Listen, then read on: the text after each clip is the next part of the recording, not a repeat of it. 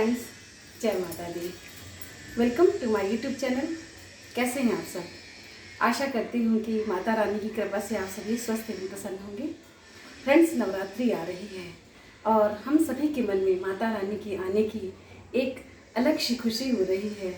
बहुत ही अच्छा लग रहा है कि माता रानी के आगमन के दिन नज़दीक आ रहे हैं और ऐसे में माता रानी के सभी भक्त उनकी विविध प्रकार से पूजा करते हैं और से हम अखंड दीप भी अपने घरों में अवश्य ही प्रज्वलित करते हैं। जब भी कोई भी शुभ कार्य करते हैं हम, या कोई भी बड़े पर्व आते हैं, कोई भी विशेष तिथियां आती हैं, तो उन समय जैसे कि नवरात्रि है, दीपावली है, महाशिवरात्रि है, गणेश जी भगवान जब आते हैं या हम गृह प्रवेश करते हैं तो हम अपने अपने घरों में अखंड दीप अवश्य ही प्रज्वलित करते हैं।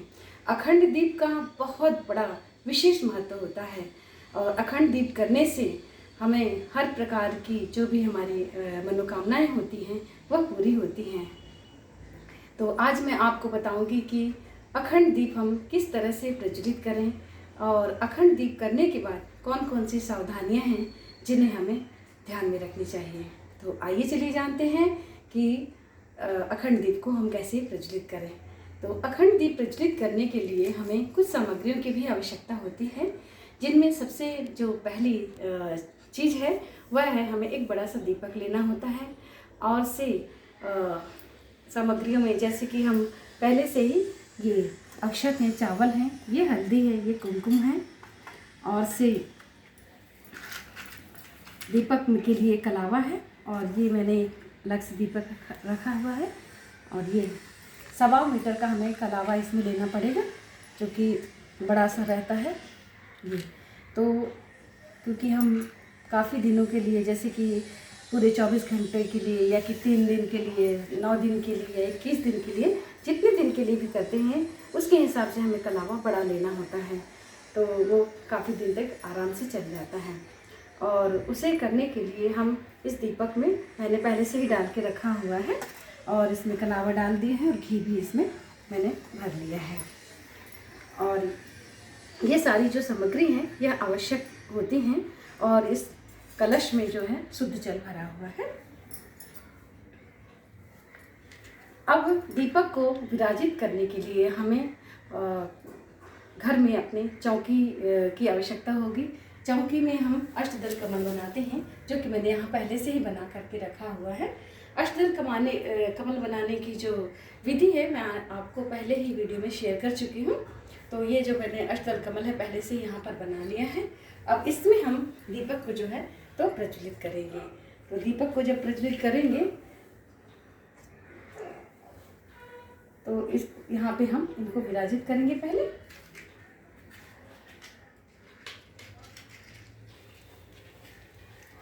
और से फिर जो है दीपक को प्रज्वलित करेंगे। भो दीप दीप स्वरूपिस्त्वं कर्म साक्षी अविंशकृत यावत् कर्म समाप्ति स्यात् तावत् त्वं सुस्थिरो भव। दीपज्योति परब्रह्म दीपज्योति जनार्दन दीपो हरस्तु मे पापम दीपज्योति नमोस्तु ते। दीप नारायणाय नमः। अब दीपक को प्रज्वलित करने के बाद हम अपने हाथों को शुद्ध जल से शुद्ध कर लेंगे। इसके बाद हम अपने दीपक की पूजा करेंगे। तो दीपक की पूजा करने के लिए सर्वप्रथम हम हल्दी का प्रयोग करते हैं। कोई भी शुभ कार्य में हल्दी सर्वप्रथम उपयोग की जाती है। तो इस प्रकार से हल्दी से करेंगे उनका तिलक। ये मेरे पास कुमकुम है, इसके बाद हम कुमकुम लगाएंगे।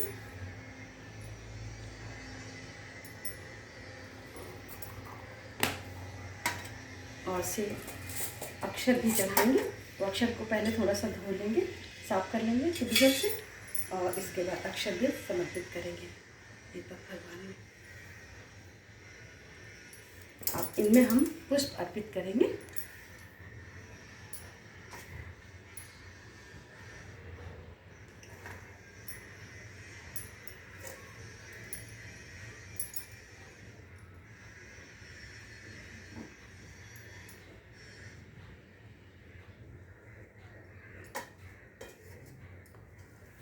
और मैं कचरा भी लेके आई थी, तो वो अभी हम उनमें चढ़ा देंगे। और इस प्रकार से हमारे दीपक की हम पूजा करें हैं। और एक मंत्र में फिर से बोलते हैं, ओम दीपम ज्योतिम परम ब्रह्म दीपज्योति जनार्दन दीपो हरस्तु मे पापम दीपज्योति नमोस्तुते। दीपनारायणाय नमः। कर्म साक्षिणे नमः। आवाहयामि स्थापयामि पूजयामि। बहुत ही अच्छा। अब ये दीपक प्रज्वलित करने के बाद हमें कुछ सावधानियों का इनमें ध्यान रखना होगा। जैसे कि जब भी हम अपने घर में अखंड दीप करते हैं तो हम घर को कभी भी अकेले सूना छोड़ कर के हम नहीं जाते हैं, और हमें नहीं जाना चाहिए, क्योंकि साक्षात देवी माँ का हमारे घर में निवास होता है। तो हम उनको बुलाने के बाद अपने घर को अगर अकेले छोड़ के जाते हैं तो यह उनका अपमान होता है। जैसे कोई भी मेहमान हमारे घर में आए और हम उनको अकेले छोड़ के चले जाएं तो उनको अच्छा नहीं लगता है। तो हमारे घर में तो साक्षात भगवान आए हुए हैं, तो कभी भी अखंड दीप करने के बाद हमें घर को सूना नहीं छोड़ना चाहिए।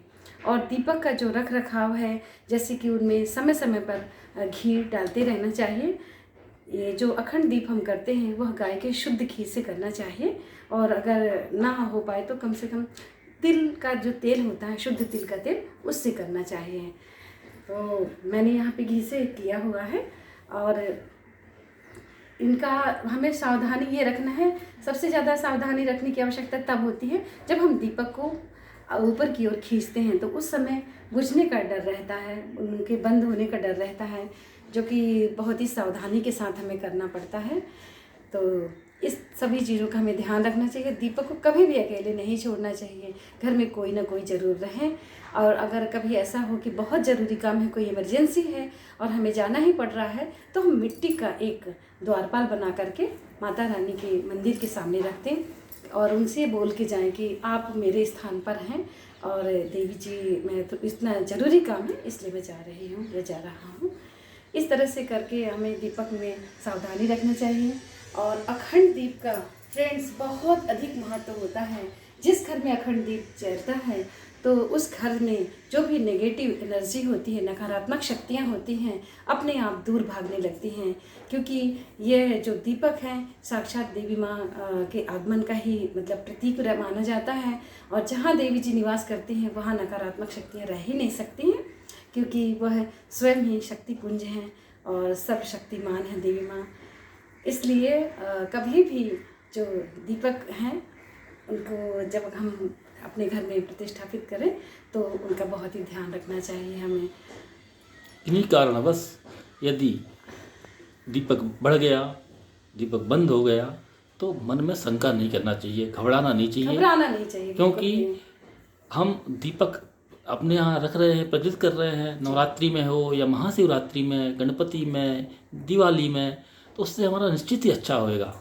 और सकारात्मक विचार के साथ में कि हमारा जो हमारे भगवान हैं, हमारी माता जी हैं, वो हमारा कभी भी अहित नहीं करेंगे, उससे हमारा कल्याण ही होगा। ना करने से तो अच्छा है कि हम मान लीजिए 9 दिन नवरात्रि में दीपक प्रज्वलित कर रहे हैं, किन्हीं कारण बस अगर दीपक बढ़ गया, बंद हो गया, तो बिल्कुल भी घबराएं नहीं। ऐसा अखंड दीपक लगाना बंद ना करें और उसे हमेशा लगाएं। और माता जी से प्रार्थना करके कि माता जी, हम तो आपके बालक हैं, ज्ञानी हैं, आप तो सब जानती हैं, उस दीपक को पुनः प्रज्वलित कर देना चाहिए और मन में किसी प्रकार का शंका नहीं करना चाहिए। मैं तो यही कहूँगा कि सभी लोग अपने घर पे अखंड दीपक अवश्य लगाएं और ऐसा विचार करते हुए कि हम पूरे तत्परता के साथ, पूरे ध्यान के साथ उसकी सावधानी रखते हुए उसका देख रेख करेंगे, प्रयास करेंगे कि जो हमारा अखंड दीपक है अखंड ही रहे, खंडित ना हो। फिर भी यदि किसी कारणवश ऐसा हो गया तो आप घबराइए मत, भगवान जी, माता जी कभी बुरा नहीं करेंगे, निश्चित आपका अच्छा ही होएगा और उससे आपको लाभ ही होगा और आपकी जो मनोकामनाएं हैं वो पूरी होंगी। जी बिल्कुल। तो किसी भी प्रकार की शंका मन में नहीं लाना है, क्योंकि हम माता रानी के, भगवान के बच्चे हैं और वो हमारे माता पिता हैं और हमसे जो भी बन पड़ता है हम उनके लिए कर रहे हैं। और अगर कहीं कोई गलती हो जाती है तो भगवान अवश्य ही हमें माफ़ करते हैं। तो इससे मन में कभी भी गलत धारणा ना बनानी चाहिए कि अगर दीपक बंद हो गया है या किसी कारणवश वह आगे बढ़ गया है तो हम मन में किसी प्रकार की शंका लेके आए कि ये अशुभ है या क्या है, ऐसा कुछ भी नहीं होता है। निश्चित रूप से माता रानी हमें माफ़ करती हैं और उसके स्थान पर हम दूसरा दीपक प्रज्वलित करके रख दें और फिर से उसी भांति भली भांति मतलब जो है देवी माँ की आराधना करें, वंदन करें, उनकी जप करें, ध्यान करें और जितना ज़्यादा से ज़्यादा हो सके सच्चे मन से, सच्ची श्रद्धा से माता की हम पूजा करें, अखंड दीप करें और हवन करें।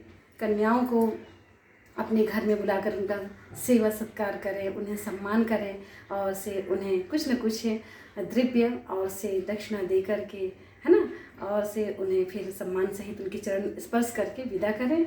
मतलब जितना भी हो सकता है नवरात्रि में हमें कन्याओं का बड़ा ही सम्मान करना चाहिए और दीन दुखियों की जो भी ज़रूरतमंद है उनकी मदद करनी चाहिए। इससे माता रानी बहुत प्रसन्न होती हैं और जितनी भी हमारी शक्ति है तो उसके अनुसार हम निश्चित रूप से माता को जो भी पसंद है वह चीज़ें उन्हें अर्पित करें।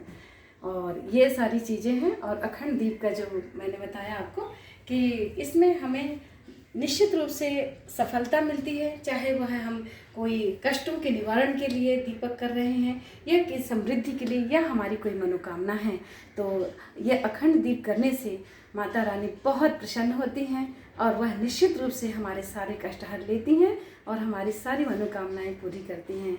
और हम सभी लोग माता के बच्चे हैं और निश्चित रूप से हमें उनका ध्यान करना चाहिए, सच्ची श्रद्धा के साथ उन्हें प्रणाम करना चाहिए। तो देवी माँ की मैं एक छोटे सा मंत्र बोलना चाहूँगी, बहुत मन में ऐसा श्रद्धा हो रही कि बोलना चाहिए मुझे, इसलिए मैं बोल रही हूँ। या देवी सर्वभूतेषु मातृरूपेण संस्थिता नमस्तस्यै नमस्तस्यै नमस्तस्यै नमो नमः। यह देवी जी का परम प्रिय मंत्र है और यह करने से माता रानी और प्रसन्न होती हैं क्योंकि वो हमारी माता स्वरूप ही हैं, सब जगत जननी है। तो इस प्रकार से हमें अखंड दीप करना चाहिए और उनकी सुरक्षा के लिए मैं ये कांच का एक लेके आई हूँ, तो इससे हम इन्हें ढक सकते हैं ताकि कोई भी हवा आए तो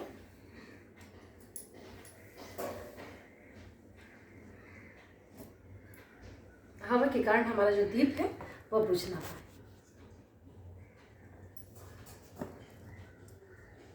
और से फिर इनको जो है ढक देना है हम ऐसे।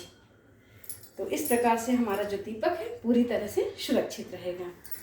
तो अपने दीपक का पूरा ध्यान रखें, नवरात्रि के दौरान माता रानी का ध्यान करें, सच्चे मन से अब मनाइए। निश्चित रूप से आप सभी का माता रानी कल्याण करेंगी, आप सभी की मनोकामना अवश्य ही पूरी होगी।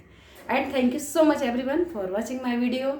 इसी तरह से आप मेरे वीडियो में आते रहिए, आप सभी का मैं हृदय से धन्यवाद करती हूँ। देवी माँ की जय हो।